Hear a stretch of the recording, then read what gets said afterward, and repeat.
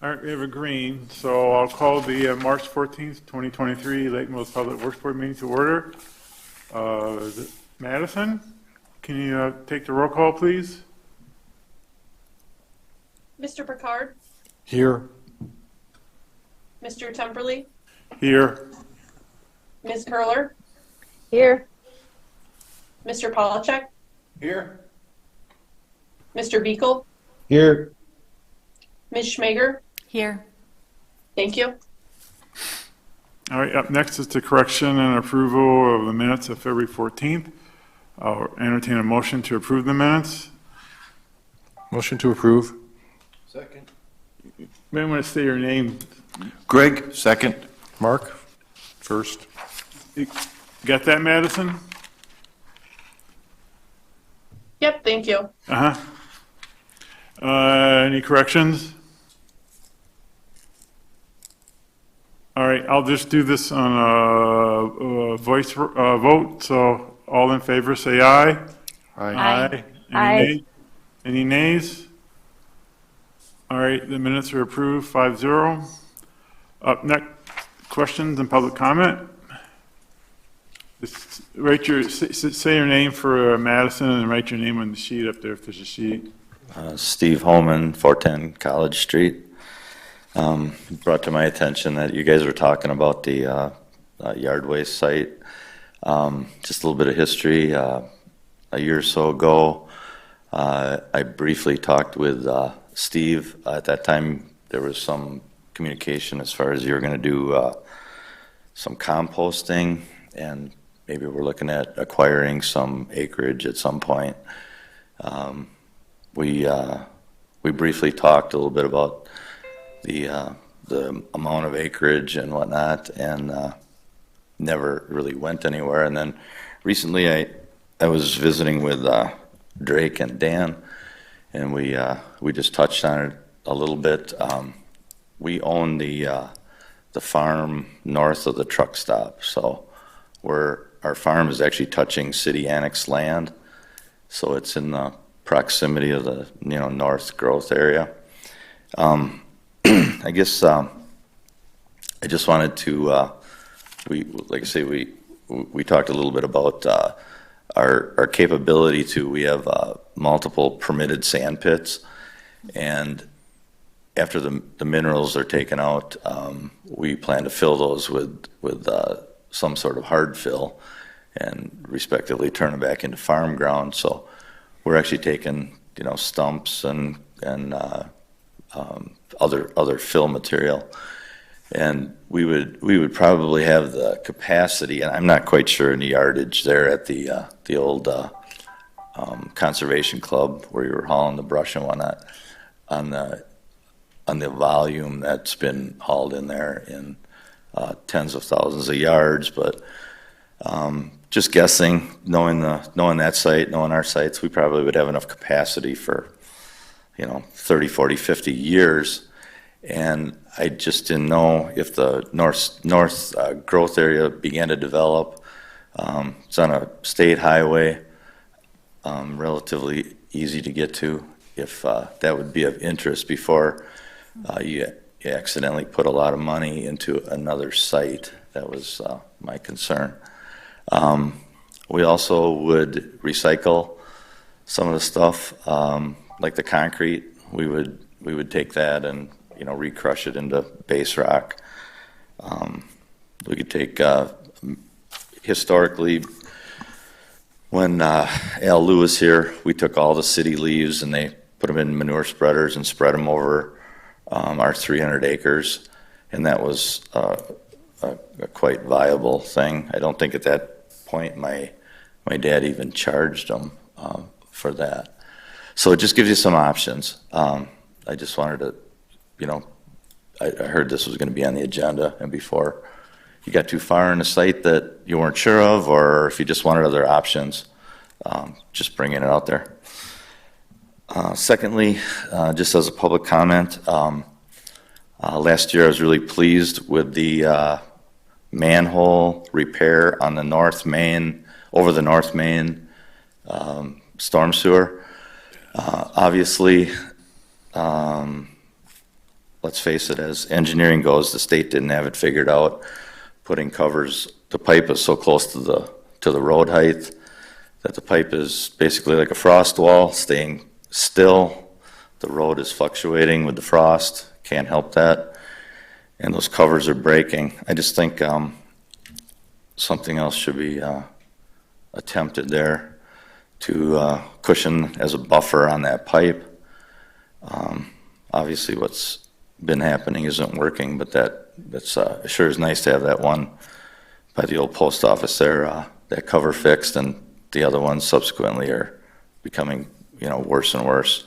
And I walked home from church, and the sheer amount of vibration that the semis give that is overwhelming. So I think attention should be put to those. Thank you. All right. Is anybody on Zoom for public comment? Nope. All right, we'll go to agenda item 5, director's report. Thank you. Got a number of items here, of course. Number one, staffing, always on the list. We are starting a new journeyman line worker on Monday. That will bring that crew up to previous levels. We are in the process of interviewing an individual for the wastewater treatment plant. If that works out, that'll bring that department up to previous levels. And my understanding is we just set up an interview for a water operator for next week. And if that pans out, then we will have that one up to current levels. So things are looking much better than they were, say, a year ago. So that's all good news right there. Next thing, the DNR water sanitary survey. This is a review that the DNR does once every 3 years.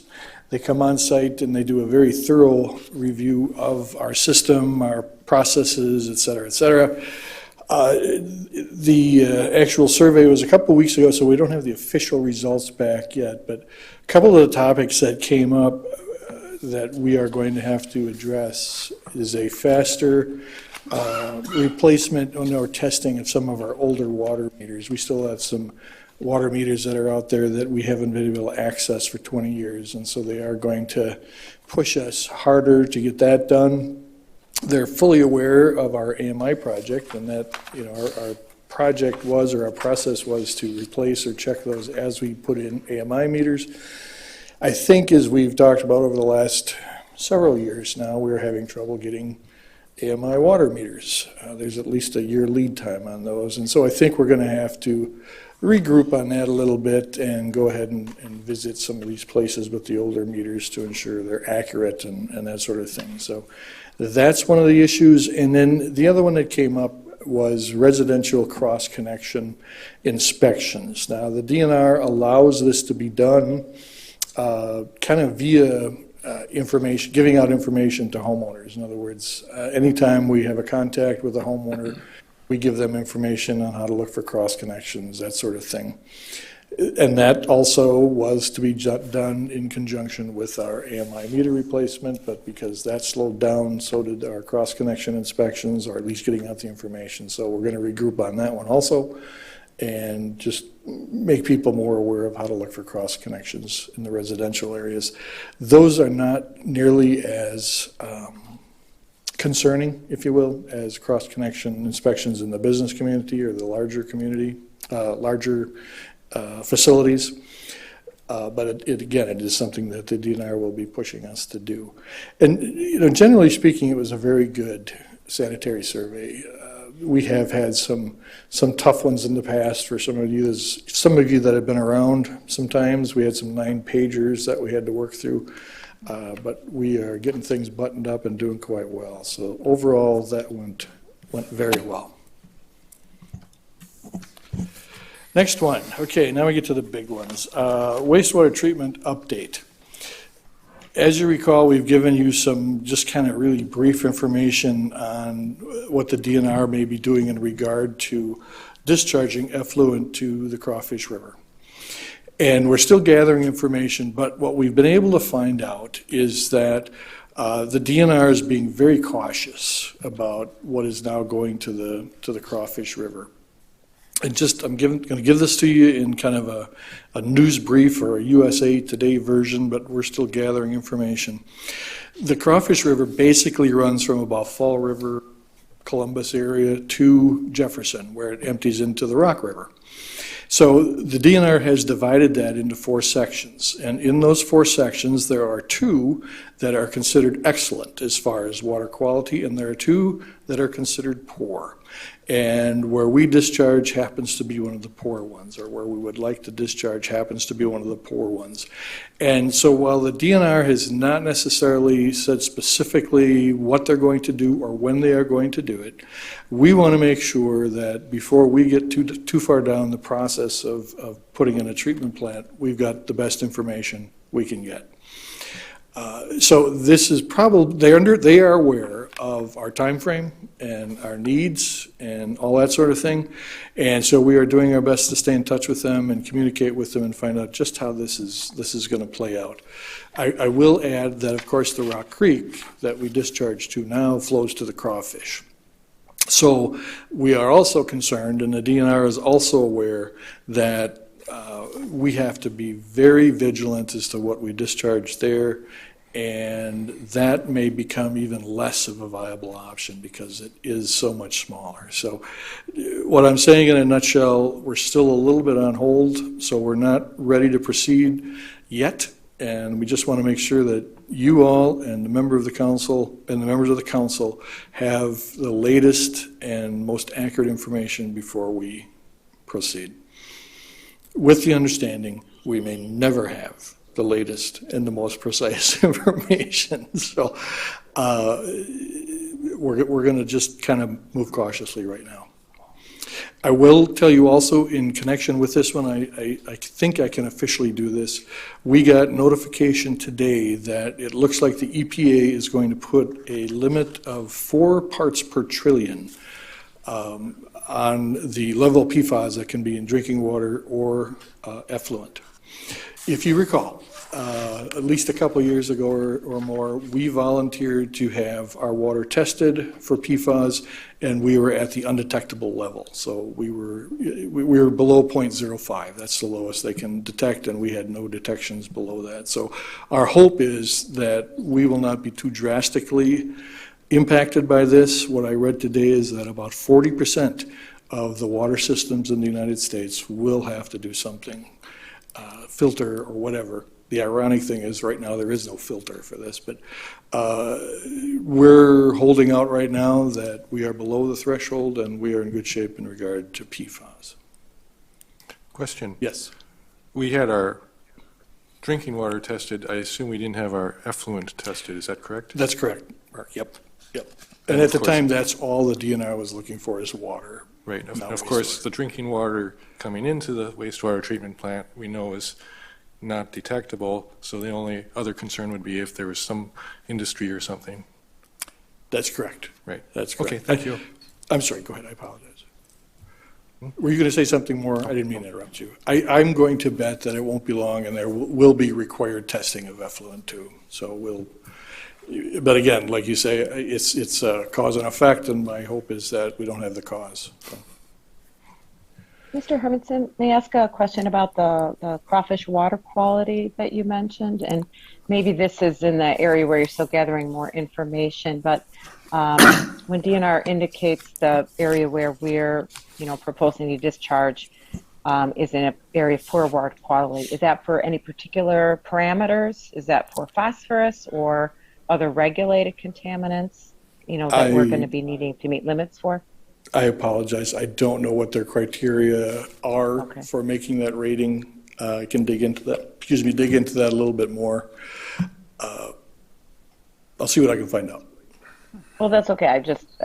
Obviously phosphorus is one of the parameters that is, of interest to us, and that is, one of the reasons for looking at that alternative location for discharge. So, Absolutely. thanks. Good on that one? What would Waterloo and Cambridge do then? Because they're really, really far away from major river. Yeah, I think it's not that we can't discharge into the crawfish, it's just that what we put into the crawfish has to be filtered at such a level that it's not adding to the poor water quality. So you just have to add more robust infrastructure into your plant to manage that effluent at a higher level than would be required if it was a higher quality, if it was designated as a higher quality stream. So you still can, you just have to do more So they to must, treat it. so that Cambridge or Waterloo must be really, really, really updating their plans. When I say there's 4 parts and there's 2 that are poor and 2 that are excellent, they're not in order. I believe like Columbus in that area is poor, then there's 2 parts that are excellent, and then us, who is the last part before it gets to the rock, we're in the poor. And maybe this will help with Lisa's question too. What they're looking at is what's called assimilative capacity. And that's simply the capacity of the water to accept or disperse any waste that's put into it.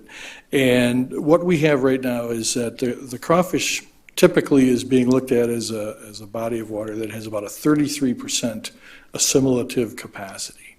They're looking at making sure that what is discharged to it is at 10% or below. So I think it's a case of, clearly it's a case of they're trying to limit what we put into it as a way to clean up the river in hopes that over time there might be a greater assimilative capacity. So if that gives you a little more insight Right. there.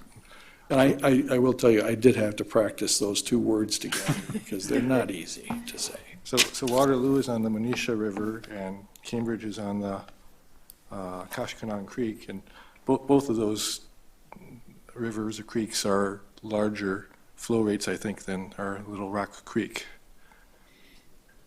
I would say you're probably right, and I believe Columbus is off of Lazy Lake, which is a smaller body of water. And being at the end really limits our options. What's happening upstream is going to affect us.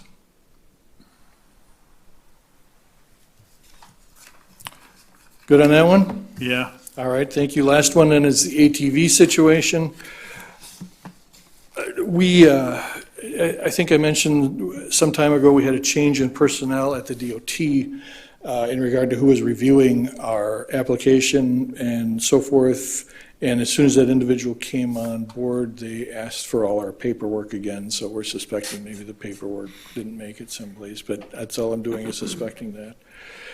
Within 2 days after the new individual was on board, he sent back some information, and we have to make a few edits to the ordinance that was passed. A couple of the edits are simply, I guess you would call legalese. It's just being more specific about the routes and that sort of thing as it applies to Highway 89. And then probably the bigger one, which is not going to be a problem, is that if you recall, the quad county runners were going to pay for the signs and that sort of thing, or put them up, actually, put up the signs and that sort of thing. The state will not allow that. And so we will have to put up the signs, not a big deal, and then the quad county runners will simply reimburse us for that cost. So my understanding is that those amendments are on next week's city council agenda. That'll get taken care of. We'll send the paperwork back into the state, and hopefully, I'm stopping right there. Hopefully. So they I'm haven't not said- into- no, well, I mean, people are still using them, and, Yeah. and you can, it's open to every street in the city anyway, right? Ultimately, it will Yeah. be, yes. So this whole route sign thing, that's just some state law that doesn't make sense. So we don't have a timeline from them either on once we send in the updated ordinance of how long it takes for final approval to come in. We're hopeful it'll be fast, but they did not provide a timeline like that. So. Right, all right, yeah, that's no big deal. Yeah, and just saying, we're using the actual, putting the signs up as when it becomes effective, legally Right. effective. And I All know right. that the police chief is very interested in that, so Okay, we're getting some action. all right. Any more questions about the director's report? All right, agenda item number 6, update on the City of Lake Mills 2005 sidewalk plan and policy. Just a quick update for you here. So the second meeting in February, the city council requested that the Public Works Board review the 2005 sidewalk plan and make recommendations on revisions to its current policy. To assist the board in that matter, staff is collecting a few different pieces of information, a review of the sidewalk capital projects that have been completed since the adoption of the plan, the status of sidewalk projects that are specifically mentioned in that plan. If you recall, there's a list of projects that were specifically called out, and so we'll give an update on where we are with those. Projects in the current CIP, which under current policy would include the installation of sidewalks if there are any. And then a summary of sidewalk maintenance that's been completed over the last several years and any other relevant policy and planning documents that we have. So we're collecting that information and believe we'll have it ready for review by the Public Works Board at the April meeting. And then I think in the meantime, what might be beneficial is that if each member kind of thinks about what their vision / goal for walkability, sidewalk, connectivity might be, if you can bring those thoughts with you to that meeting for that discussion, that would be beneficial. And then the board can start crafting recommendations to the city council. One thing, when I first came on board, when we were putting new sidewalks in existing neighborhoods, we were special assessing. It was a written in council policy dating back to the 50s that we were following, because the term fair was mentioned, but that also meant the special assessments. Because the logic being that every house should pay to build a street up to city standard and install curb and gutter and sidewalks. And that policy seemed to have dropped off the radar. We still, the past practice has been to special assess for the installation of sidewalks. The most recent example on College Street did not include a special assessment, but that was in contemplation of the corner credit. So you get credit for having paid for the installation of sidewalk along one frontage of your roadway, so that you're not unfairly burdened by simply having a corner lot. I think it was 50% on the corner. 50 feet, I believe. Oh, was it 50 feet? 100, I think, but you're correct, 50% up to 100. Right. And this was and it was a smaller project than in the past. So the special, we could have gone down the special assessment route had the council wanted to, but in this instance it wasn't pursued, and ultimately the sidewalk isn't going in. So special assessment is would still be the policy of the city, and would be those processes would be gone through for future projects if the city council chooses to retain that policy decision. But yeah, I think over the last 20 years, the vast majority of sidewalk projects have included special assessments, barring a grant or some other funding mechanism. It's been so long, though, since we had a sidewalk installation. I believe it was Brewster, actually. Yeah, about 10 years ago? No, Brewster between,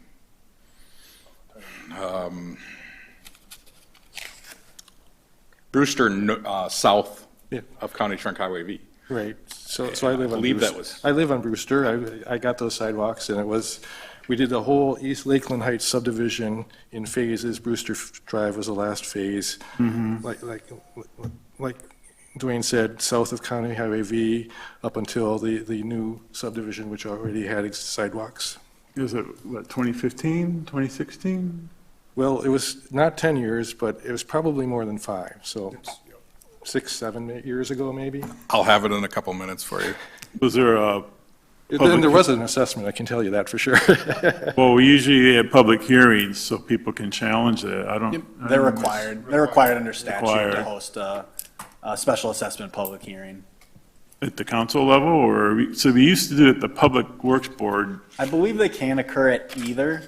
I'd have to double check that, but We- I don't believe that where the public hearing occurs as far as which meeting is. Yeah, is- well, I was on a council, we had some council members who wanted to punish the Public Works Board for even recommending sidewalks, so they made us have it first, so we the anger first. For that East Lakeland Heights subdivision, I don't recall anybody contesting and being upset about the sidewalks Yeah, to the level of coming to the meetings. And there may be some people that did come and say some things, but yeah. it wasn't like, oh my gosh, this is the end of the world type of fist pounding upset. We did have Ferry Drive, though. That always brought out a lot of people. All right, okay. Mr. Daly? I've got a question, I guess, or a comment for Mr. Daly. I'm wondering, and maybe the Brewster Drive is an example of that. As your staff are gathering data, I wonder if we could get some data on, since the 2005 policy went into effect, where have sidewalks been installed to fill gaps? Sure. And I think that might have been already covered in your memo. And then also, Mr. Picard made reference to this at our last meeting, and I wonder if it would be relatively easy to provide data on where sidewalks were not installed due to it not being practical. Since practicality is our current policy, if there were some situations where the city determined that it was not practical in a particular situation, it would be helpful to know, when did that happen? What were those situations? A lot of that happened before he was here. So I can tell you, South Ferry Drive, that one side, it was the driveway. It was too steep. Yeah, I've heard the South Ferry Drive project a number of times, and there were a number of reasons why. There was infrastructure that was in the way that would have been moved. There was a number of infrastructure and topographic issues that made it impractical. But we can certainly collect that information, and then we're also going to try and put together, as best we can, a map to show the Public Works Board where gaps still exist in the city. There has been significant progress over the last 20 years as far as installation of sidewalks and Then on covering of gaps. West Prospect and Madison, we voted not to do that because there was a garage just right on the right-of-way line. But those are only two exceptions I remember making. Sure. There's other places where we chose not to put in sidewalks, even though it was topologically practical. Examples I can recall are the south side of East Lake Park Place along the fish hatchery, Harvey Lane, I believe, which is a dead-end street. And I don't think there's sidewalks on Birch Court, which is, of course, another dead-end street.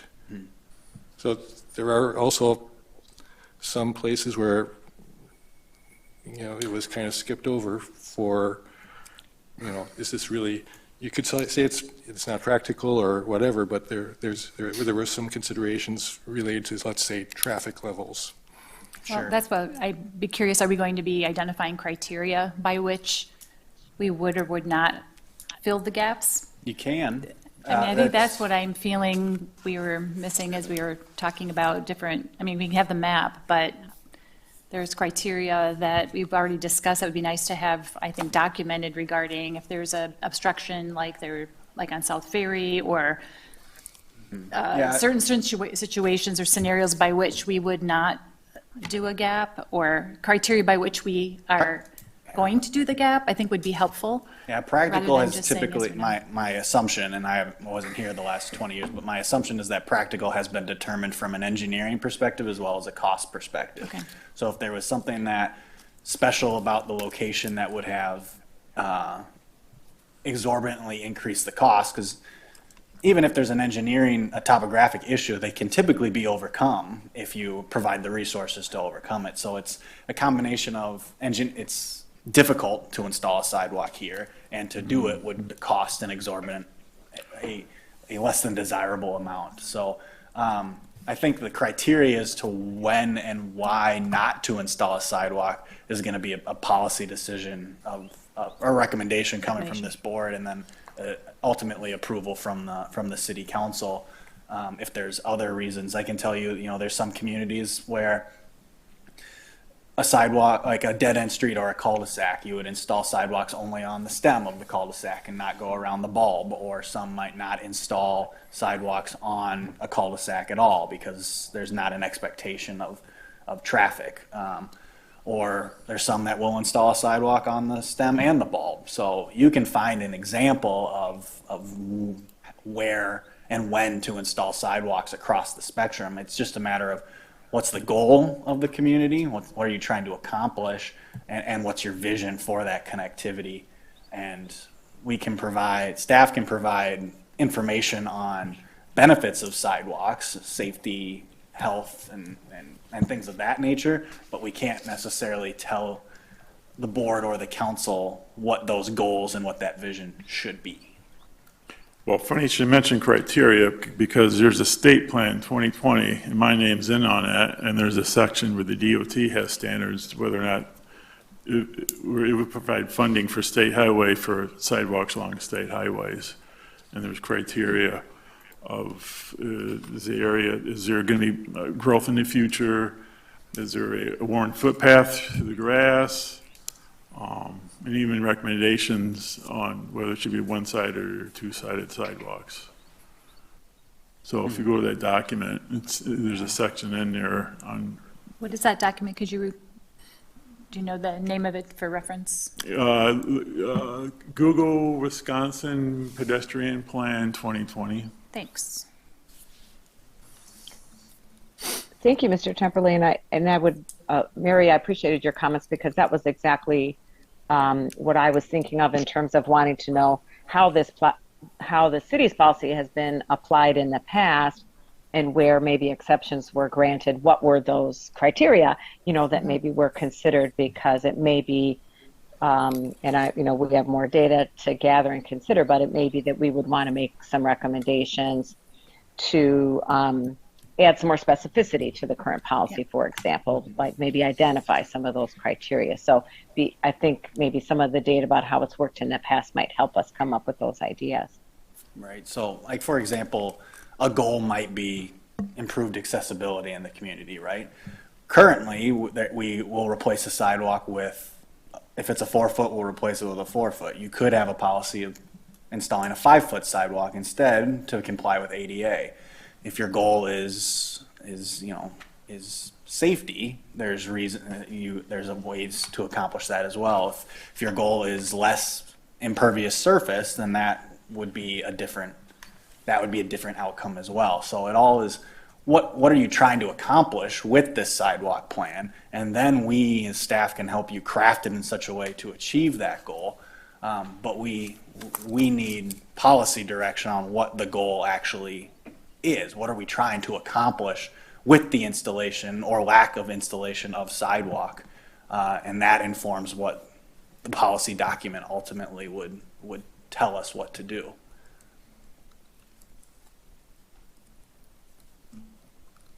All right, everyone, so next meeting, bring your thoughts and comments.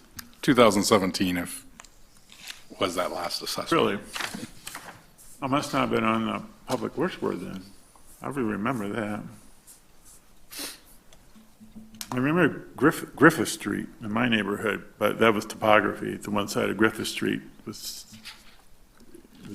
slanted down too much at the right of way. All right.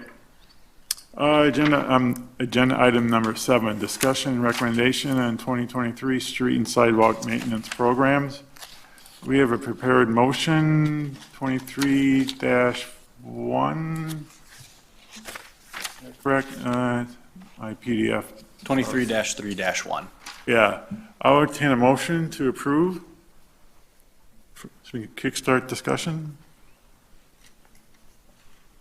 Motion moved. All right, Greg, I made a motion to approve. Second? Mark, second. Second. All right, we're in discussion. So let's go with the street maintenance. Dave, thanks for bringing that up on the screen. Oh, microphone. Thanks, Dave. Sorry about that. I thought tonight obviously this is something we talk about every year, multiple times. We talk about it now, and we talk about it as we head into the CIP and the budget season. So this is just taking that budget that was approved by the council and for 2023 and applying our street ratings that we do in the fall of each year, and then applying those dollars to the best use throughout the city. Let's just go back to some history. What is the goal? The goal is for the street department to maintain 33 and a half miles of streets and do that as economically as possible. If you recall, back in 2016, there were a number of complaints that were coming in. There was a lack of maintenance that was happening. The city was doing a lot of reconstructs. Streets were failing. So the Public Works Board at that time in 2016 went through a number of work sessions, worked through some strategies on how to apply and come up with a goal using those most economical and feasible maintenance strategies. The strategy of the program was to basically prolong the life of the streets from, say, 20, 30 years if you do nothing, to well over 60 years life cycle. Well, what is that life cycle? What does that strategy mean? Well, that strategy means that on some streets you're chip sealing, some streets you're mill and overlaying, some streets you're just crack filling, and then, of course, at a certain point, there are some streets that are just making it to the capital improvement plan and are just so poor. So over time, and we'll see it later in the presentation, the presentation back in 2016 and many of the slides are kind of pulled from that information. We looked at just what is the cost of just doing it, reconstruct, and don't do any maintenance. We also looked at a 5-year option, a 6-year option. Over time, the staff and city staff and Public Works kind of settled in on a 7-year program, a strategy, and that was driven several reasons: cost and budget, staff time availability, and of course, the public perception that if you're doing a 5-year rotation, you're always doing work on the streets. And so I think over time, especially back in the 16, and you'll see that in the presentation, we kind of settled in on that 7-year program. Dave? This is real quick. I've kind of touched on it already, but there are basically 37 and a half miles of streets in the city. 2 of those miles are Main Street, which is DOT controlled and is not included in our PACER ratings, as well as it's concrete. There are roughly 2 miles of county streets that are maintained by the county, and that's key. County Trunk Highway V on the north side of the city, that is not maintained by the City of Lake Mills staff.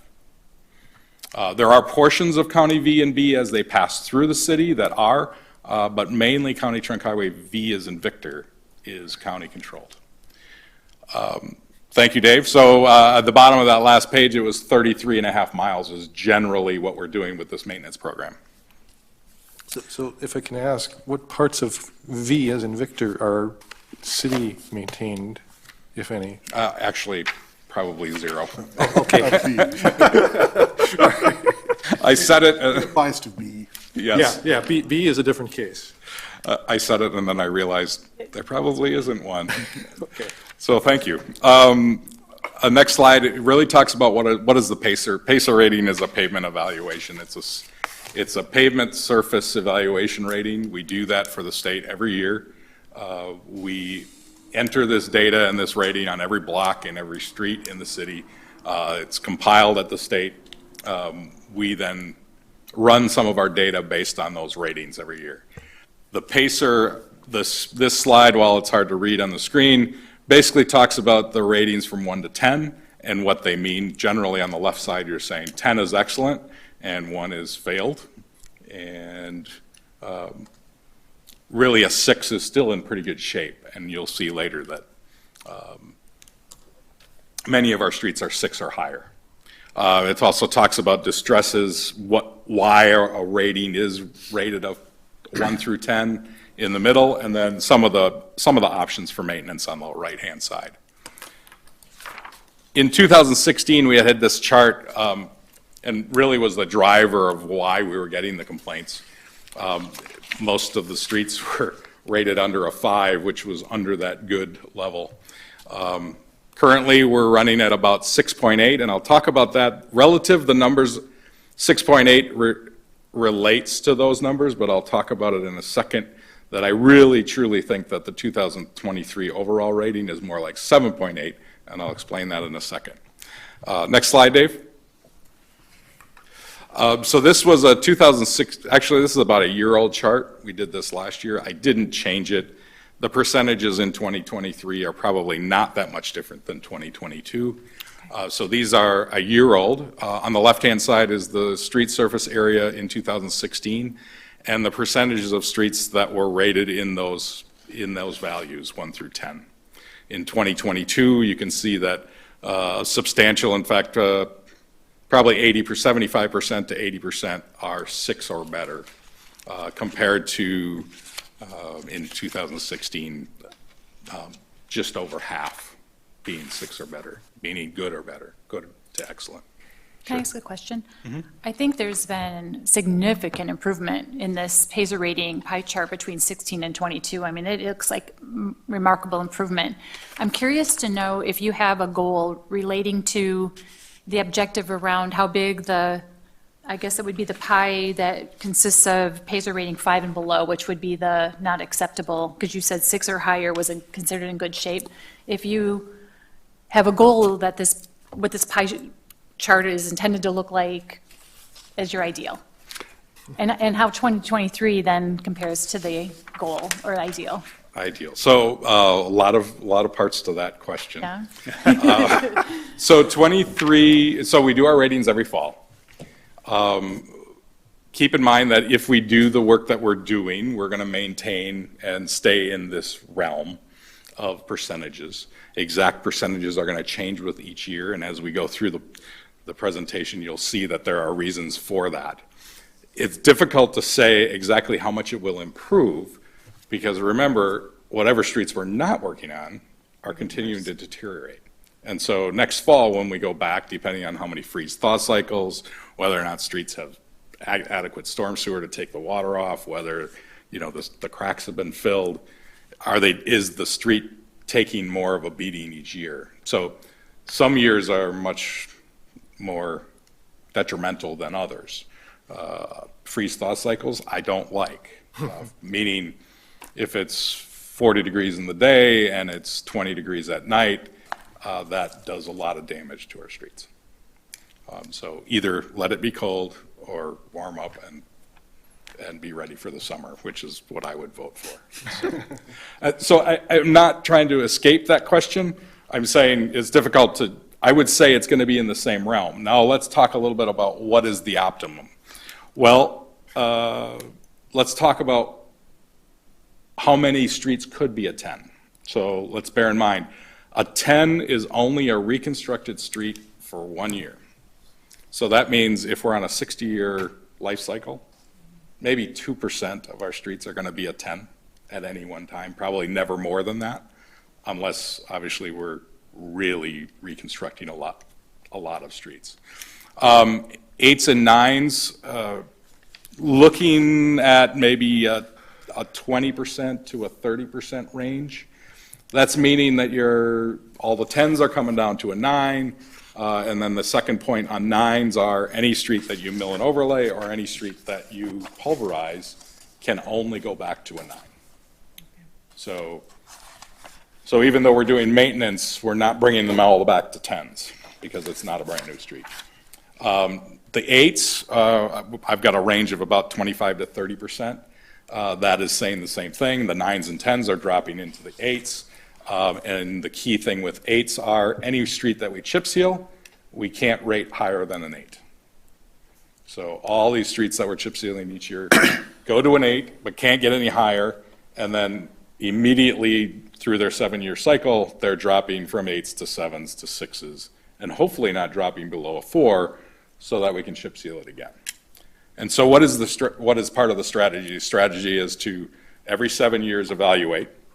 The life cycle goal is to have a new street, chip seal on the 7th year, chip seal on the 14th year, make a decision on the 21st year of maybe a third chip seal cycle.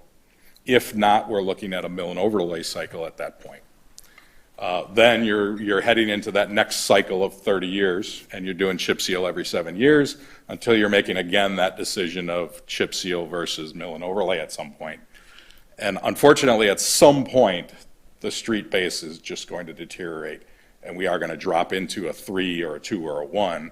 When we get into a 2 or a 1, we're looking at it as a capital improvement plan, and maybe by that time, Paul has some utility issues that we need to maintain that are under the street. So then, that might affect our 60-year life cycle. Does that help explain? Yeah, that helps a lot, because I'm not certain how the Pacer rating worked, was thinking that if you fixed all the 2s, they became 10s. And so I was trying to think about that pie of 1s through 5s, and if you could ever get that down to manage it. So you're kind of saying you want it less than whatever this current percent is that you're managing to now. You want that pie, if you can, to be as small as possible, the 5 and below. But it's not as simple as I was thinking, is that you fix a 2 and it becomes a 10, and then all of a sudden your 10s start getting big. And so there are rules on when you fall into an 8 or a 9 or a 10. And so that's very helpful to understand how you manage the quality, but it doesn't necessarily make a 1-to-1 on the pie chart. So it's very helpful. Okay. Thank you. And maybe one more explanation real quick, just to compare.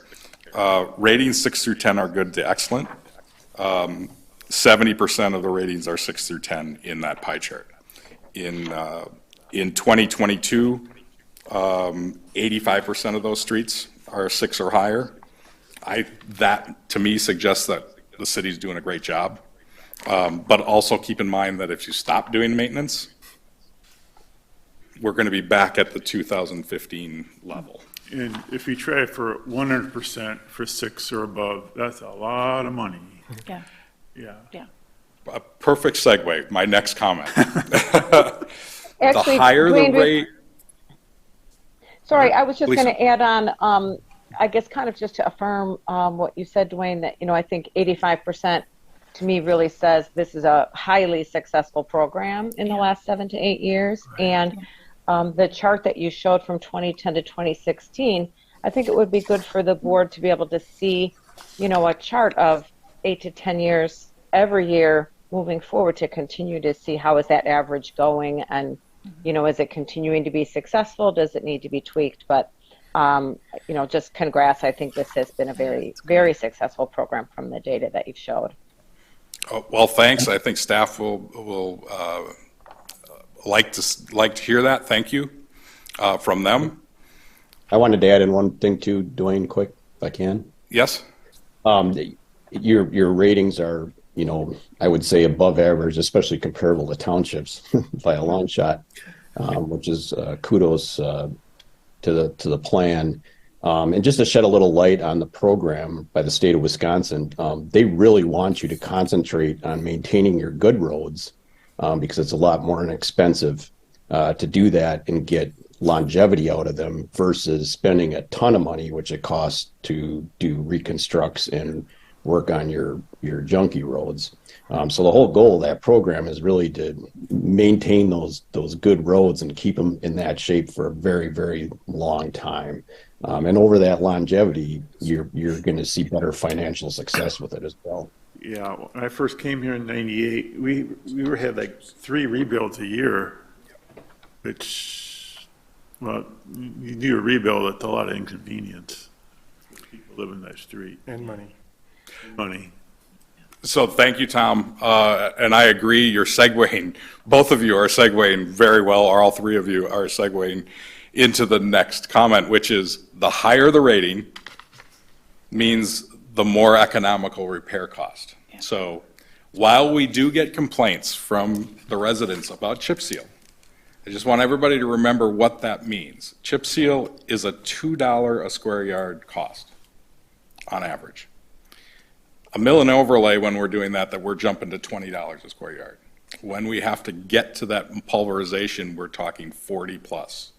And if we're in the reconstruction phase, which is not the total reconstruction, we're just talking the asphalt structure, we're talking over 120 a square yard. Now, that's not the utilities and all the other costs that are associated with the CIP. But think about that cost difference. Even between a mill and overlay and a chip seal, we're talking a tenth of the cost. And so while it maybe is an inconvenience to have that chip seal done, it is prolonging the life at least 7 years, and it's only costing a tenth of what that mill and overlay, exactly what Tom is saying earlier. So thank you, Tom. Greg has a question. So, just to recap, this, surface ratings between 4 and 6 that's where your chip sealing is taking place? Or do you even do 7s, or do you go up to 7s or not? If it's 3 and below, you're looking at mill and overlay, right? Actually, you all are segueing so well. All right, I'll shut up. No, that's okay. So I'll answer that question with a couple more slides. Okay. So this slide was from 2016, and it talks exactly your question. It talks about what our strategy was at each level. A little hard to see on the screen, I know. I apologize. And what was the projected cost for those activities? In those activities, and as you asked, what are we doing at a 10, 9, and an 8? Well, city staff does crack filling. And so in the 10, 9s, and 8s, where appropriate, staff is continuing to do crack filling. In areas that are 4 through 7, sometimes maybe a 3, and sometimes these are overlap, maybe there's going to be an outlier of a 3 that we do a chip seal on. We're doing crack filling and chip sealing, and obviously any kind of patching that's required in some severe areas. And so you'll notice as you go down that slide, even though we're doing a chip seal at a 7 or a 6 or a 5 or a 4, we're anticipating that we're going to have more patching to fix some of the base problems. And so those costs are a little bit higher. Dave, next slide, please. I'm going to jump around a little bit. I'll come back to that strategy in a minute. This slide is from 2016 and drives home the point of what the strategy was created. The first option in the upper corner, and you're looking at a number that's on the far right side, to do nothing at that time, it was costing the city about $2.4 million to replace the roads over a 60-year period. We looked then at the next option, which was a 5-year cycle with doing maintenance, and that number dropped to need my glasses, 1.25 million per year. Well, I think the Public Works Board at that time decided 5 years, that's a little ambitious. So we looked at 6 years as well, and you can see the number actually starts going up. And so 5 years would probably be more economical, but difficult to do. And we settled then ultimately at a fourth option that isn't on this sheet, which is 7 years. Next slide, Dave. And here is the slide you were looking for, which is we're on a 7-year maintenance program. Typically, occasionally there's an outlier. 5 to 8s we're chip sealing, 3 to 5s we're mill and overlaying. 2 to 4s we're looking at pulverization. Once they get to a 1 to a 3, again there's some overlaps. We're looking at reconstruction and sliding those into the CIP program. I think I've talked about most of this, but typically that first mill and overlay is happening at year 21 or hopefully 28 if we're doing a good job. Next slide, Dave, please. This slide basically talks about, well, what does seven-year program means? It means you're touching every street, or you're touching 14% of the streets every year, which means you're touching 4.8, almost 5 miles. In this year, and I apologize, I have an error in that slide. Ratings 5 through 8 chip seal, we are proposing 2.27 miles this year at 98,000. That is correct. The mill and overlay at 0.76 miles at 314,000. We actually dropped a street out of the program right before this went to press, and I have failed to drop the 314 down to 280,000. So, and then we also have College Street, which is .23. That is the budgeted 430,000. That was in the budget for the street portion of College Street only. So the total one-year activities in all of reconstruction and maintenance is 3.26 miles at a cost of $842,000. Go ahead. 842 minus the difference. Oh, you are right, 808. Thank you. The second error in my report. Well, what does this mean? Obviously, the street department is doing a great job at maintaining. And what does this budget look like as far as moving forward? Well, it's great. We're moving forward. We're applying the strategies, but what strategy? We're not quite meeting it this year. We're at a 10-year maintenance pace. That means if we were trying to be at a 7-year rotation, we would have done 14%. And we would have been at a 7-year pace. We are actually at a 10, which is a little slower. So just be aware of that. I'm not saying that it's not being effective, because it obviously is based on the slide with the pie chart. Next slide, Dave.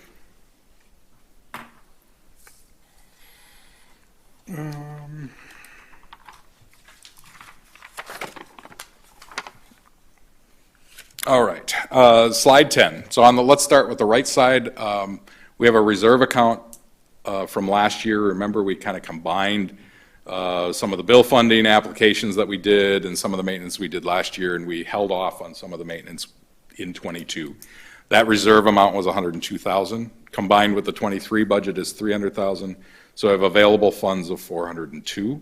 If you look at the spreadsheet, well, I won't have Dave bring that up. We're proposing our estimate is $378,000 of that $402,000 with the program that is set up in the maps and the spreadsheet. Is that minus the 34,000? It is. 378, which should, if you look at the spreadsheet, should put us at 6% short of that budget amount. Now, as we go through the process of evaluating each of these streets, once we mill and overlay it, we're looking at what areas are we patching, what needs base, what needs curb and gutter repairs. All those can affect this dollar amount. And obviously, we look at that as we get close to completion to make sure if there's a street we need to drop off at a later date. Keys for the future, and this kind of led to the question of how are we doing and what will hit us in the future. And I think even now, start thinking about this for next year or for the August, and that is that 2017 number and the 2018 number. On the left-hand side, we aggressively went after this program after those 2016 budget, or the review that we did with the Public Works Board. Obviously, you saw those large dollar amounts. We're not proposing that. We're actually in the budget. It is steadily at 300,000 and maintaining 300,000. But realize that all of those, the program this year takes all of the streets that were 2015 and 2016 last maintained, means that we are caught up. If we're not caught up, it's in the CIP program. But next year, when we hit all those streets that were done in 2017, we will be making decisions on either budget increase or maintaining this budget and then deciding which of those 1.25 million we're going to maintain.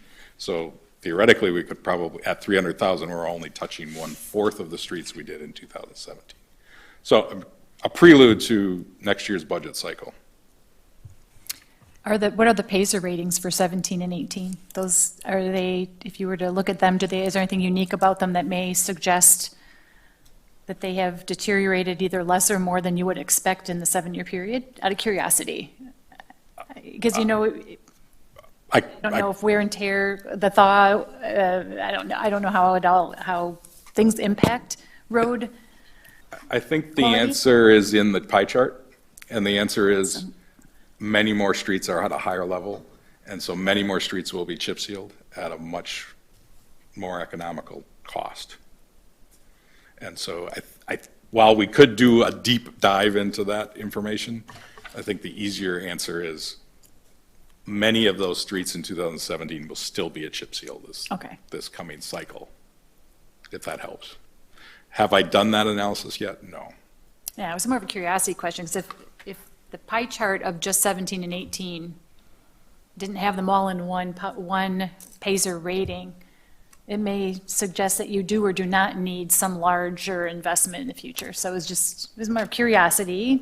So you're suggesting a bubble? Is a bubble? Yeah. We got a bubble from the 2017, 2018 work that could pop up. Yes, and that's all, That's what Yeah. you're foreshadowing. but- foreshadowing Yeah. that it will come, but I think at the same time, I'll caution that by, all of those streets went to an 8 when they were chip sealed. Yeah, start- Well, since then, they've been, each of them are dropping at a different rate. And that's kind of what I was asking, and is it possible that instead of it being 1.2, if the rate stayed the same, it could be 800,000 and not as big as 1.2, or that some of them have degraded even further and that we end up with it being a full 1.2? I'm just trying to see if you knew anything about those years that might help us understand what we might be retired then. facing. And that's when he's like, no, it's in the pie chart, but. Not yet, Don't worry about that. not yet, but I anticipate that our August review will, Cover some of that. Thanks. I have so- a quick question go. about the life cycle analysis that was done back in 2016 for the 5-year life cycle analysis, the 6-year and the 7-year cycle analysis. So the 5-year had a lower life cycle cost, as you mentioned, in the 6 versus the 6-year. Was that trend also for the 7-year, as you recall? Is the 7-year a little bit higher than the 6-year? yes. Okay. So for total life cycle analysis, it would be better, it would be lower cost to be more frequent rather than less frequent. Correct. And that goes back to what Tom is saying, the more dollars, or the more attention early on keeps those ratings higher than keeps the Right. the process or the strategy that you imply at a more economical cost. So with the 2017, 2018 bubble, it would be lower overall cost to attack those earlier rather than later. So I have, yes, and But the constraint, of course, is budget. budget. I am cautioning, again, this is not for tonight's decision. It is more to lead into, we will have to study that. The very questions you're bringing up will hit us in that next cycle in August when we're talking about this. We will have a much longer list of streets to look at. Chip seal. Correct. So that is the street maintenance program. Sorry to be long-winded, but I thought it was good to kind of revisit. I know some of you were on the board at that time, and It's good to hear again. but sometimes there's some detail. So thank you. Any questions on the spreadsheet or the maps? We do have a little concern staff-wise. I think that we're kind of all over the city, but again, we're taking it based on the strategy. And so, while it does push some chip seals off away from others, it does follow what we've been trying to imply or apply. Ready to move on to sidewalk? All right, sidewalk should be shorter. Sidewalk maintenance, this is sidewalk maintenance, different than the sidewalk issue that Drake was talking about earlier. This is the program that typically has had $15,000 in the CIP budget for sidewalk maintenance, and $15,000 ongoing in a special assessment fund. So typically $30,000. First and foremost, what's the main objective of this? This is for safety reasons. City staff and calls, and if anybody listening has trip hazards that they see, they should call the utility office. We keep maintain a list there. Those lists are then handed to the streets foreman. We look at adding those complaints to this list. Staff will mark that trip hazard, and then we'll look at different strategies that can be taken. Obviously, if the trip is not severe, epoxy, then crack if it's possible. We also look to grind some of those rather than replacing. So you'll see some of the list actually has the word grind possible. That means we want to look at, can we grind a half inch off the sidewalk without damaging the rest of the sidewalk? And apply a strategy that's a little more economical. And then obviously the next step is, replacing a stone or a couple of stones in areas that are creating trip hazards. So that's the first goal of that fund. So, Go ahead, I'm sorry. so if you Google the lifespan of a sidewalk, it's as low as 25 or 80.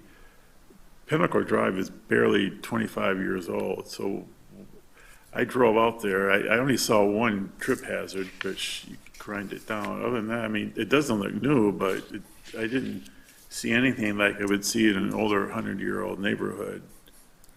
The trees that were planted aren't the huge majestic ones. I didn't see a lot of tree root damage like we see in our neighborhood. So what exactly you got planned for Pinnacle Drive? Because it's kind of considered a young sidewalk. You did hit on the reason. And yes, the trees are smaller, but the roots are doing, we did repair quite a few in both Brookstone and on Pinnacle Drive last year because of complaints. Mainly, I would say, Paul, would you agree, 50% of the sidewalk repairs are due to tree root issues? Close, I'm sure, yeah. The only thing I want to add is you hear a lot complaint driven, right? And the reason the sidewalk maintenance plan is going to be driven by complaint is that the city enjoys broad immunity largely from claims against itself for hazards that it's unaware of. Once we've been made aware of a hazard, if we don't take steps to mark it so that it is visibly, a reasonable person would be able to ascertain that a hazard exists, or that we take steps to address the hazard and fix it, we can forfeit that immunity. So when we're looking at the sidewalk maintenance plan is always going to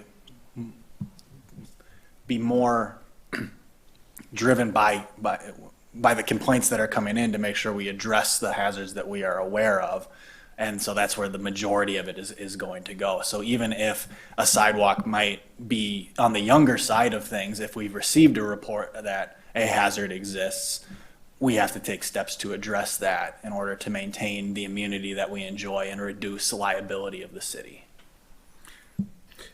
And I'll add that this is a very preliminary list. And the sidewalks interchange throughout the year. Complaints come in, some of those will jump in priority over the ones that are on the list. But at the same time, we want to provide you a list of an idea of where we're at on our non-complaint list. So if it's a non-complaint, then staff is also actively looking for trip hazards or deteriorated concrete that needs replacement. And we work our way counterclockwise around the city. Probably takes us 5 to 10 years to get around the city on non-complaint pieces.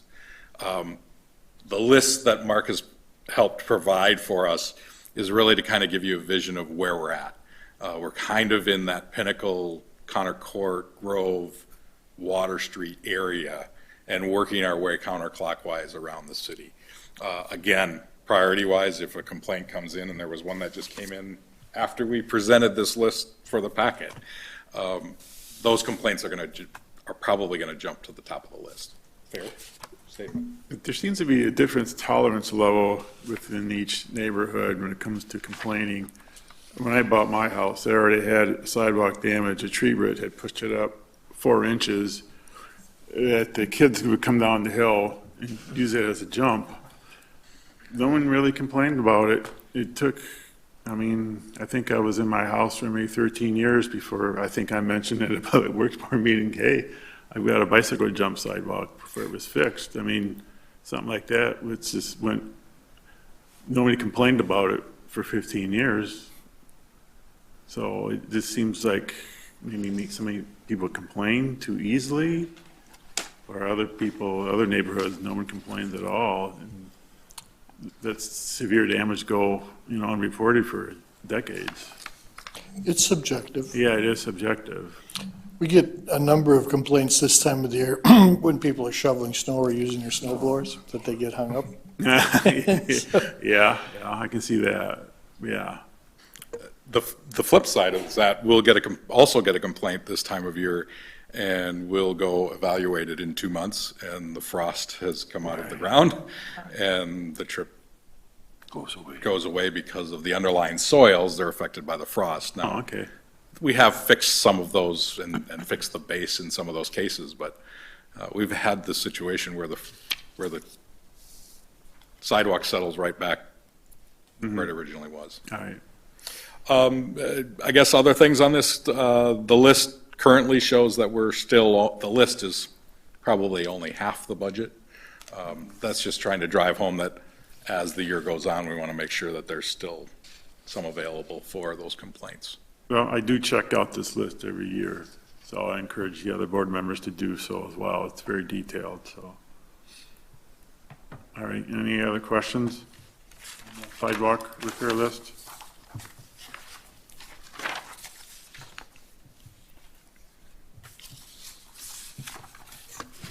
Is there anything else you need to go over for the motion? Assuming everyone look at the maps.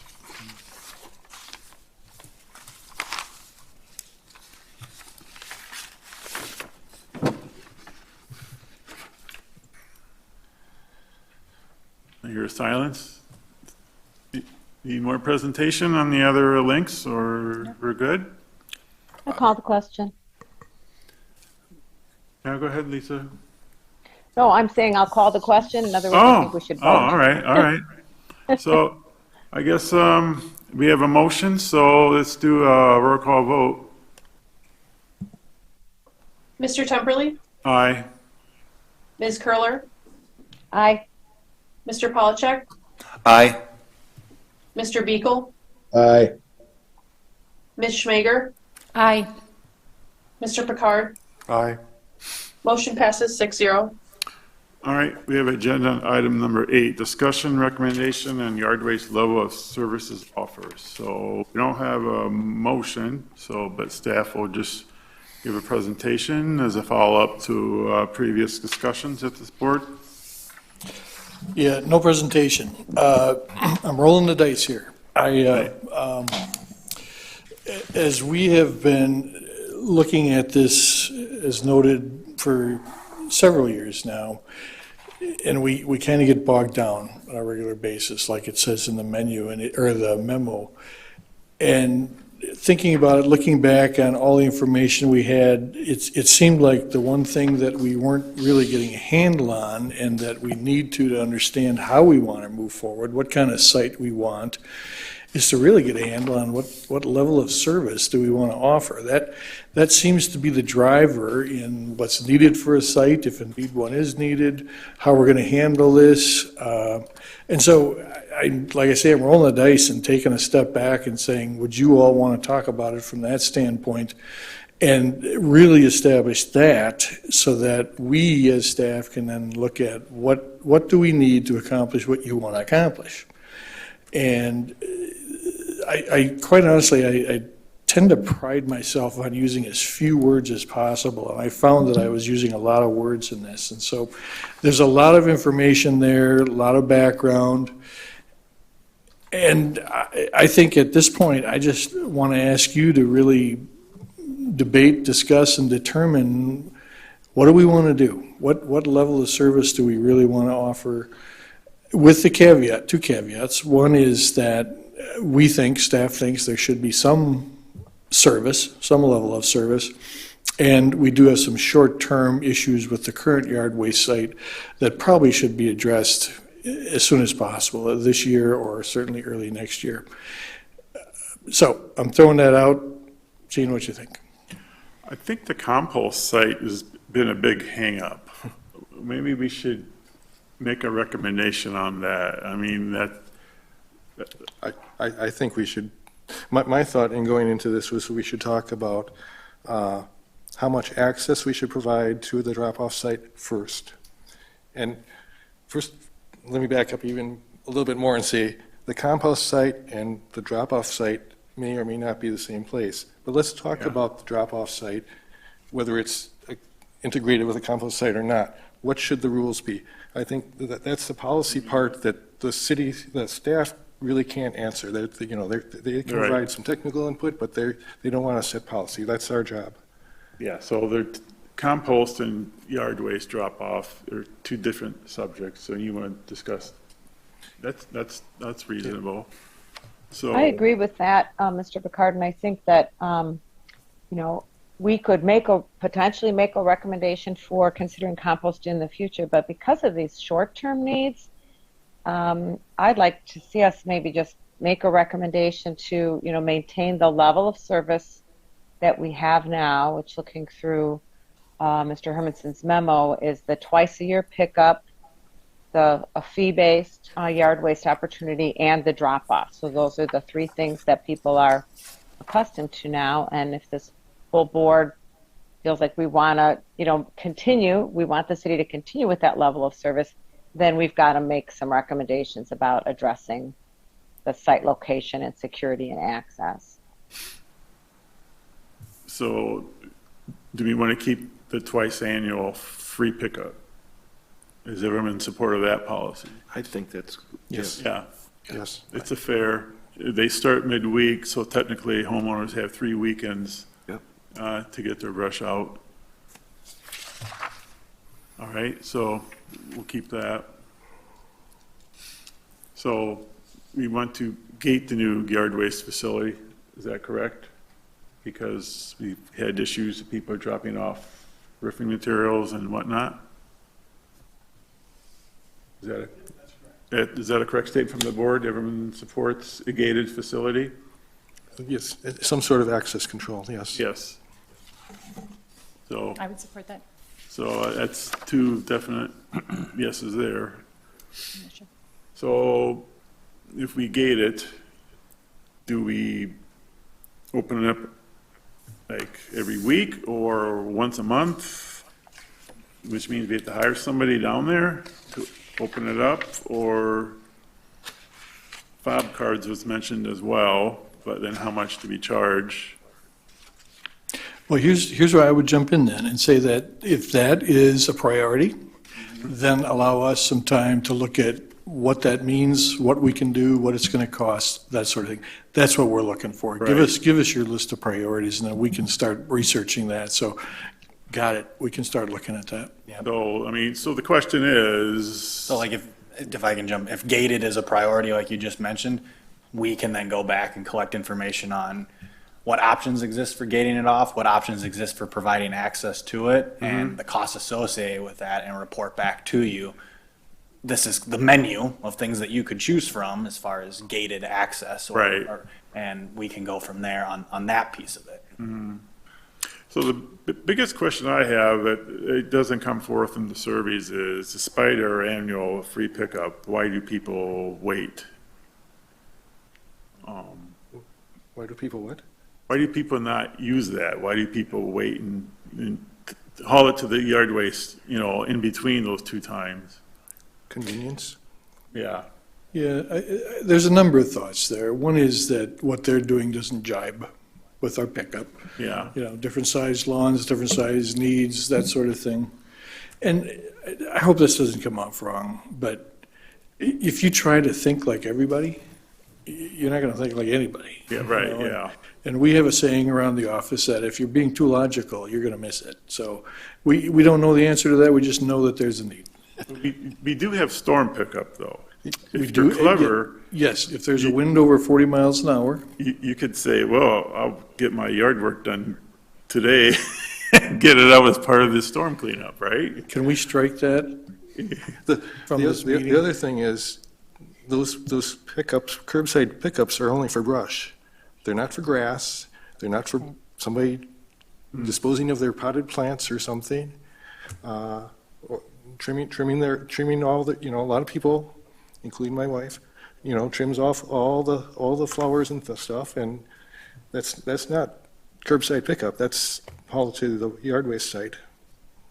So That's very correct. And we don't enforce that real strictly. But that does give us a pretty good handle on what goes in there. I mean, it changes it from anything to at least something that will likely break down. great. We also discussed in December, there was a few comments around the current location being too small. So I just think as part of our discussion or getting to the point of location options, the size recommendation based on what I don't know how we get to the size recommendation. Maybe that depends on whether we open it up or not open it up, but I think size is something I think we also need to be thinking about. And I think that goes back to Lisa's opening comments, and I think Mark said too, now set your priority as, do you want a drop-off center? Do you want to start there? Or do you want to go full-blown compost? If you want a drop-off center, we would we would recommend not using the existing site. And so if you say, give us some ideas on a drop-off center, we would incorporate a different site into that research. But So back to short term, I'm hearing the word gated, does that include lights and camera, or does that just, because it's short term, just minimal gates? It can include lights and cameras. It's how robust of a system we would like, and how robust our gating system is. You may want cameras to determine if someone gets there and it's locked and they leave something in the middle of the road, or if someone leaves by the gate a tire, something that Right. isn't supposed to be there. You certainly could have a system like that set up. It's how robust of a control, how much control do we want over that area, and at what is it, and how much monitoring do we want to have? Okay. Well, and I think Paul brought up a good point that, you folks can research and maybe give us a few options for how that would work. So I think Mr. Picard used the phrase access control. I mean, that's what we need. What form that comes in, there could be a lot of different ways that could be done, but, we would want something with access control, something with security, which is a little different, and like maybe involves the cameras, and then a different site location. So I'd like to, maybe this would help the staff, what kind of system, what level of access, some of the things in our packet here talked about having an attendant and limited hours of operation. That's a very different system from access card, 24/7 type access. And the level of use of that yard waste site varies hugely between summer, fall, winter, spring, and also depending on the weather. A nice fall weekend day, very busy. A rainy day, not so busy. So, what level of access is the board thinking should be provided? Keep in mind that the more access that's provided, the more things will arrive. You'll have more things to haul away, more compost to compost. And if you don't have good, careful watching of it, you'll have more things that you don't want.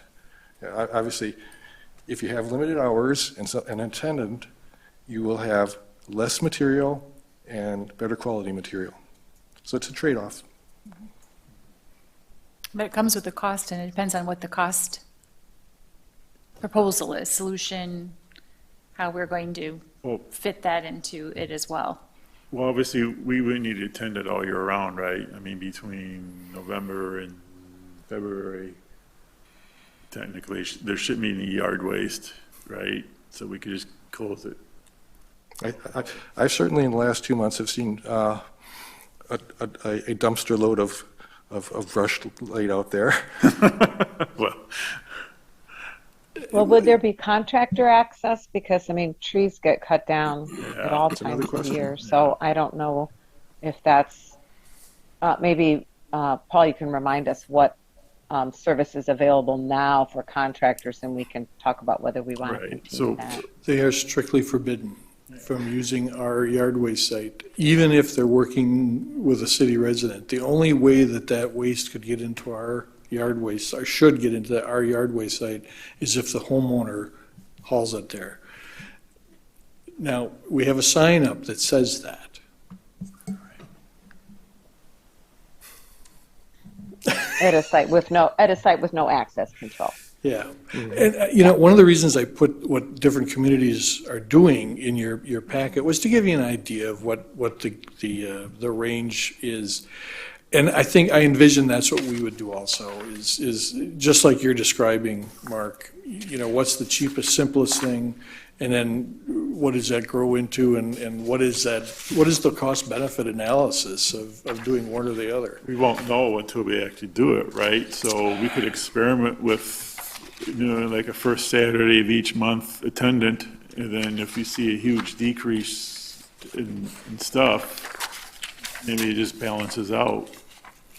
Or maybe not, we just won't know until we do it for a year. Yeah, it's not going to be we start this on day one and it works. You know, there's going to be some adjustments, but I think at least, again, what we're getting is some guidance as what direction to go, whether it's an attendant or a card system or, you know, cameras and lights. We can put some options together with, again, what is that going to cost? What's going to be the benefit? We can only really assume what that's going to do with the amount of and the type of waste we get. But Right. again, the objective is to control the type of waste, maybe not necessarily the amount, but get rid of the stuff like shingles and ovens that are costing us money to get rid of. Yeah, really, that is, I think, one of our main objectives, is to not necessarily control who gets into the site, but what gets into the site. Okay. And I would just comment, you know, that wasn't something that's included in your costs, and I'm sure it varies from year to year, but, you know, depending on what miscellaneous things people drop off and how much it costs the city to dispose of them. So that's a cost that's not even really factored in, and if we had that access control, could probably be saving those costs. Yeah, we have anecdotal information on that, just a couple of times that we've gotten burned. Couple, it's probably more than a couple. Tires are expensive on the loader, correct? Yeah, people drop off stuff that damages the tires on the loader. I can't remember the last time. I think we went through all 4 of them on one loader in one day. So, you know, those are the costs that we just don't purely track. I guess I'm hearing 2 things, at least for now. One is to look at access control, and more than likely, we're going to have to look at least a different site for dropping off. And then whether or not we get into compost, potentially a later discussion. You know, we still don't know when our time with the former Conservation Club is going to run out. They won't give us an answer, but at least we're beginning to control what actually gets dropped off at this site. I think that's a good starting point, and then we build it from there. Now, we've talked about existing city sites that could be used as a drop-off site. If we add access control to one of those sites, it may be a temporary access control system. It may end up being someplace else if we decide to have a drop-off site integrated with a compost site, or maybe it'll be permanent. So that's another consideration in looking at those access control systems, is how much permanent infrastructure versus movable infrastructure. Yeah, good point, and we'll wrap that into that. You made me think of one other thing, is that we tend to the yard waste site at least once a week, sometimes 4 days a week. A larger site may help us limit some of that, give us a little more efficiency in how often we have to be out there moving stuff. So that's all the type of thing we have to fold into where we're going next year.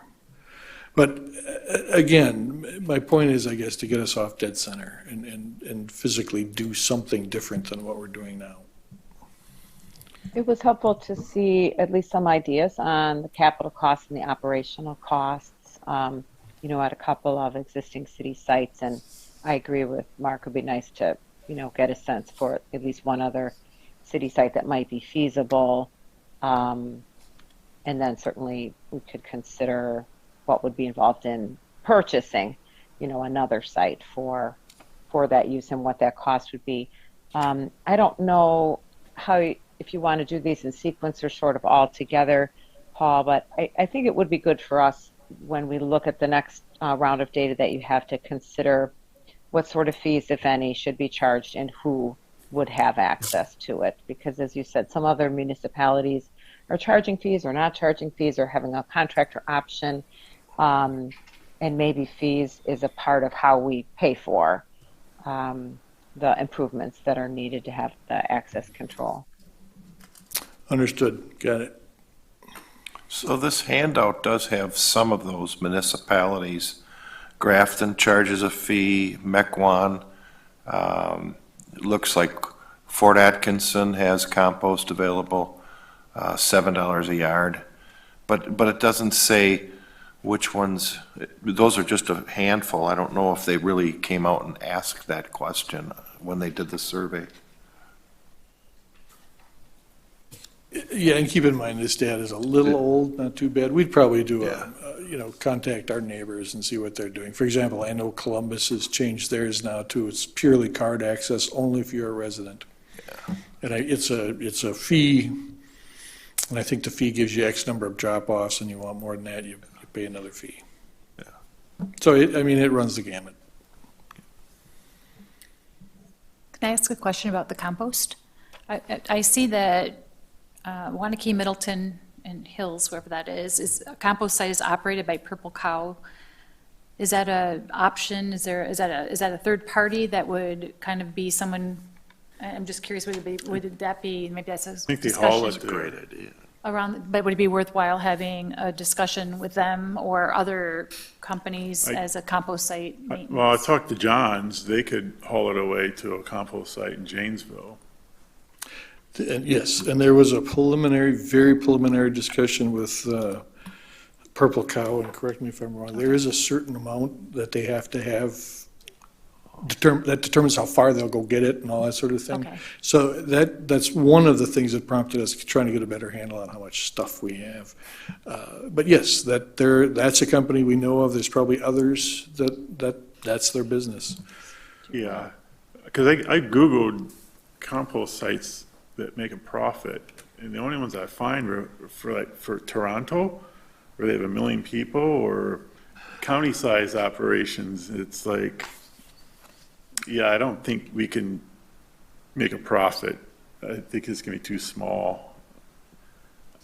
There's a reason why we hired John's to haul away our garbage to a landfill. We just don't want to deal with it. And I think for the most part, I think people in this community really don't care where yard waste goes, as long as it's gone somewhere, or not burnt.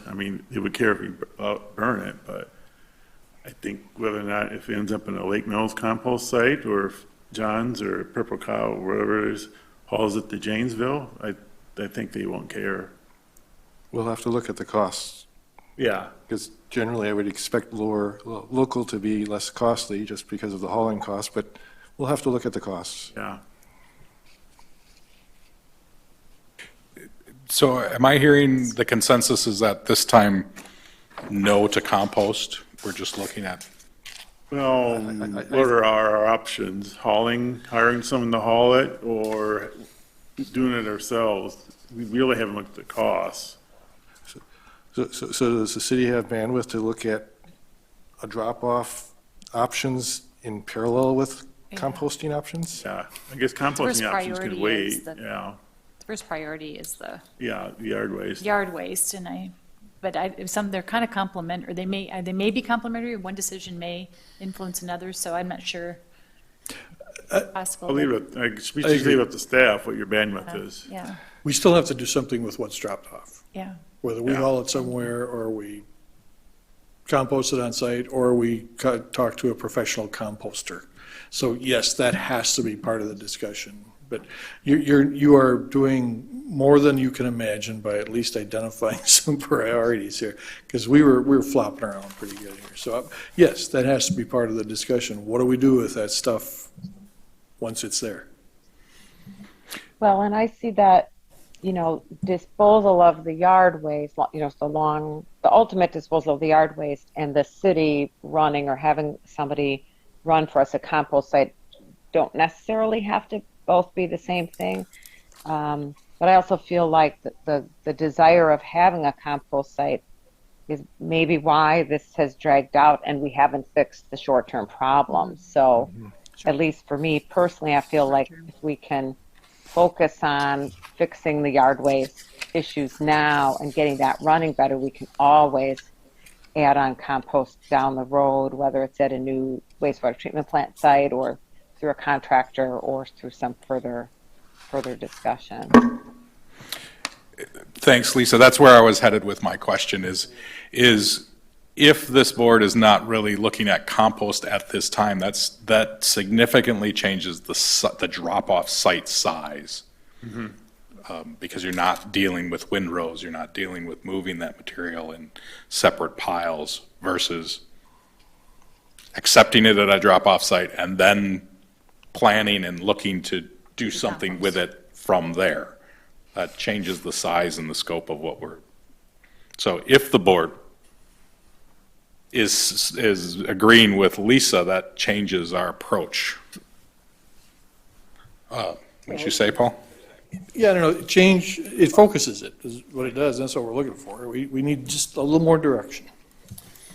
So are people comfortable with that? I mean, I guess really what it would boil down to is that we're not asking the staff to look for a site that could be used for composting. That's correct. That's right. If And one, everybody if else- one presents itself that could do both, we'd certainly let you know, but Sure. we won't eliminate a site that could accommodate yard waste drop-off, but not accommodate composting, since the board is interested in solving that short-term problem soon. It seems like, we talked about existing city sites.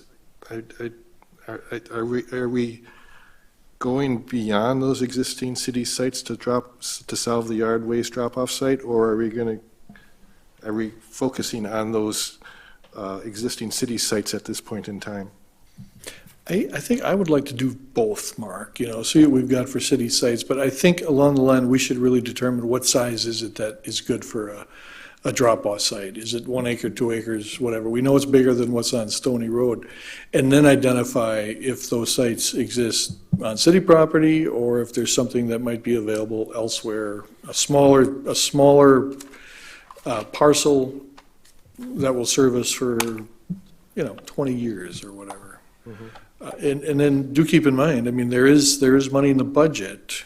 I don't know that we want to spend every cent that's in the budget, but if it comes to the point where there may be a site that's available that we want to purchase or use or something like that, we have a budget for this year, and then we can look at what happens in subsequent years. Maybe just to clarify, if I understand that budget line item, that would be borrowing, is that right, Drake? That's correct. It's Like 300, it's budgeted. 300,000, It's budgeted as a borrowing. okay. And please don't understand, I'm not advocating that we do that. I just want you to know there are some funds for things to do this year as opposed to waiting till '24 to do something. So, and I'm not advocating for or against, just wanting to make sure that, I think it'll be good for this board to put together a good recommendation so the council knows, how much it costs and what this board is recommending to be spent. All right, you got enough direction? I think so. Just to reiterate the last statement, compost not at this time. However, we still will look for a drop-off site, but we will still have to look for an alternative of either hauling somewhere or Right. another storage We drop-offs. don't know when the Conservation Club is going to Correct. shut us down, because like Mark mentioned, it's been threatened for 5 years now, right? Yeah, 5 years ago, we were told it's imminent, and here we are later. So we don't want to get caught off guard. We don't, and really, it's not the best site anymore. It's a good Right. site, but it's not the best one. All right. All right. Agenda item number 9, recommendations for future agendas. I don't have any. Mark? Nope. I have one, just, I was looking back in my notes from a previous meeting. There, at one time last year, there was a topic where telecoms were approaching the city to put antennas, and I was Oh, just yeah. wondering if, whatever happened to that, and if that needs to be brought up again in the future, that's all. So far, we've been able to fend them off, but it's not at our doorstep, but it's coming. It's the 5G stuff. Right. Yeah, we had a preliminary inquiry and haven't heard a lot since, but we can bring you up to date on some other issues that we might be having along those lines too, sure. Okay. Oh, I do have one. So there was a recent presentation on staffing to the council, and it mentioned the Public Works, correct? Yep, it was a comprehensive look at staffing in the city, yep. Can we look at that? Because newspaper didn't make sense, because it mentioned a study recommending segregating the public utilities, and I thought, well, we kind of do that already. So I'm just, Yeah, I can send it to each of you, and you it's a can simple, review it's a it. simple recommendation or study for me Yeah, just to look at? there's a number of different recommendations in it, as well as a proposed compensation schedules, Right. and as well as recommendations on where we sit with certain positions and compensation levels, and how we might want to, where we might want to focus our attention to bring people up to market or bring them within the range that was proposed, a number of different options that are available. We're currently staff evaluating it, going through it, and trying to develop strategies and recommendations for where we want to start with it. Is that link is still on the council page? Yep, All right, I'll just correct. take a look at that. All right. And- Mary, do you have a recommendation for future agenda? No, I don't. Lisa, do you have a few recommendations? Nothing other than, sounds like we'll be talking about sidewalk policy and yard waste next time. All right. What about staff? Anything other than sidewalk policy and yard waste? Is that not enough? Yeah. It's Go water ahead, treatment. We have good news about the sanitary sewer. DNR is going to relax its rules. As that, Yeah. as that develops, we'll bring you that information. All right. And I'll just remind you again, May is the tour. We had discussions in the last few months about bicycle routes and things. Where are we at? Is that something on hold or in the Well- works, or? We're kind of waiting to see where the comp plan goes. It's in their hands right now, but that is something that we will have to Yep. address Okay, pretty soon. yep. All right. Since there's no other recommendations, I'll adjourn the meeting. All right.